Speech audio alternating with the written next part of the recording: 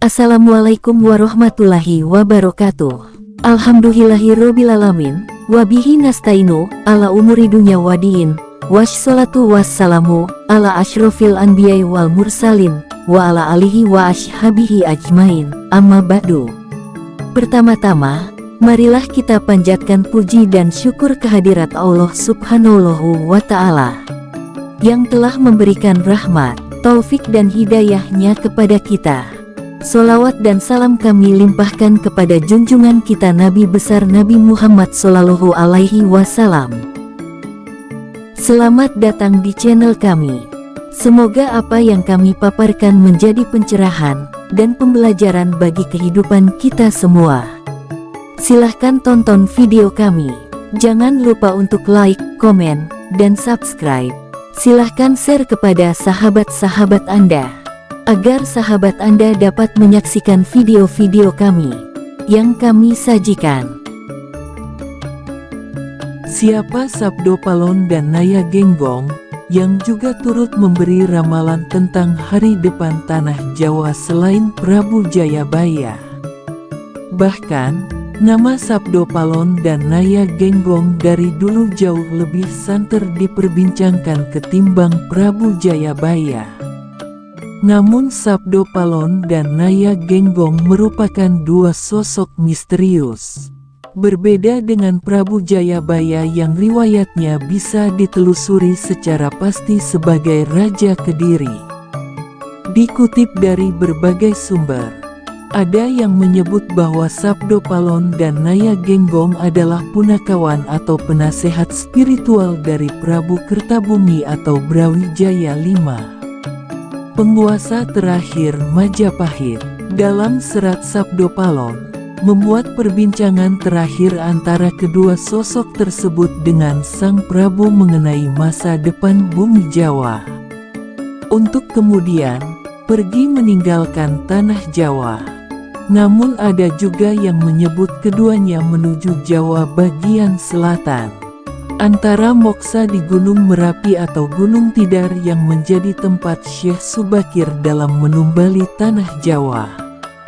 Diceritakan pada masa dahulu, Pulau Jawa terkenal angker dan dikuasai roh halus Ki Semar Badrayana.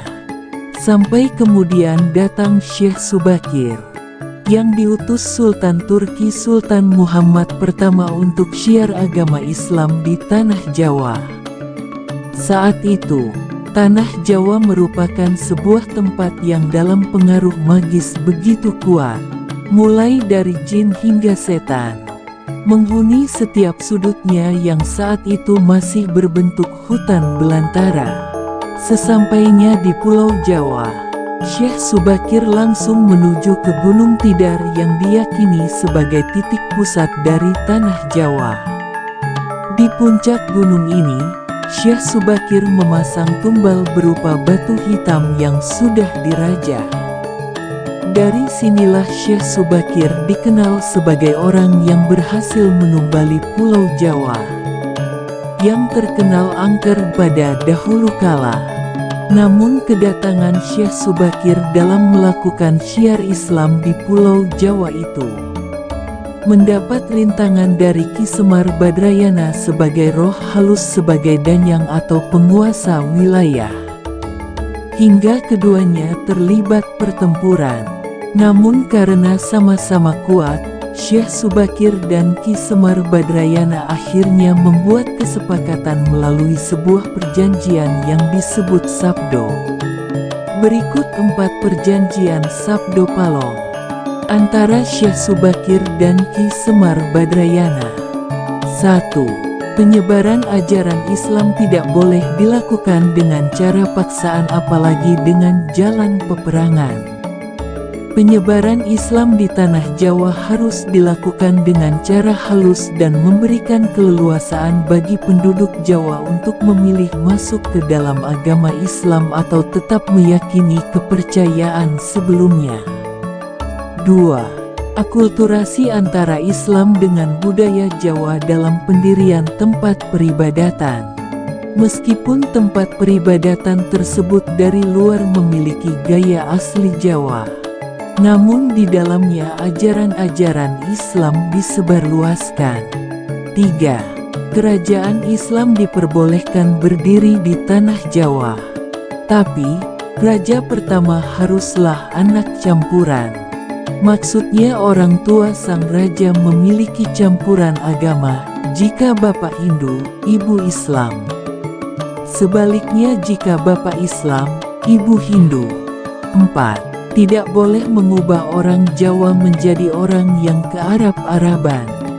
Biarkanlah padi tetap ditanam di sawah dan kurma tetap ditanam di padang pasir.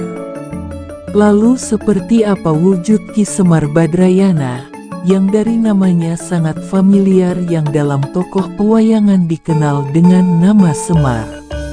Wujud fisiknya sangat unik dengan tubuhnya yang bulat, mata sembab tetapi selalu tersenyum. Meski berwajah tua, namun potongan rambutnya bergaya kuncung seperti anak kecil. Ia berkelamin laki-laki, tetapi memiliki payudara seperti perempuan, sebagai simbol pria dan wanita. Tokoh Semar pertama kali ditemukan dalam karya sastra zaman Kerajaan Majapahit berjudul Sudamala. Selain dalam bentuk kakawin, kisah Sudamala juga dipahat sebagai relief dalam Candi Sukuh yang berangkat tahun 1437. Semar dikisahkan sebagai abdi atau hamba tokoh utama Sadewa dari keluarga Pandewa. Dengan peran tidak hanya sebagai pengikut saja, melainkan juga sebagai pelontar humor untuk mencairkan suasana yang tegang. Demikianlah para sedulur dan para rencangan. Pembahasan sedikit tentang sosok misterius penguasa Pulau Jawa, Sabdo Palon dan Naya Genggong. Benarkah ini wujudnya? Apabila ada yang tidak berkenan, saya mohon maaf sebesar-besarnya. Semoga kita semua dalam keadaan sehat walafiat. Amin. Agar bisa berjumpa kembali di kesempatan di video yang akan mendatang. Jangan lupa untuk like, komen, subscribe. Dan jangan lupa komen yang positif untuk membangun kebersamaan dan toleransi. Matur sembah suwun rahayu. Rahayu.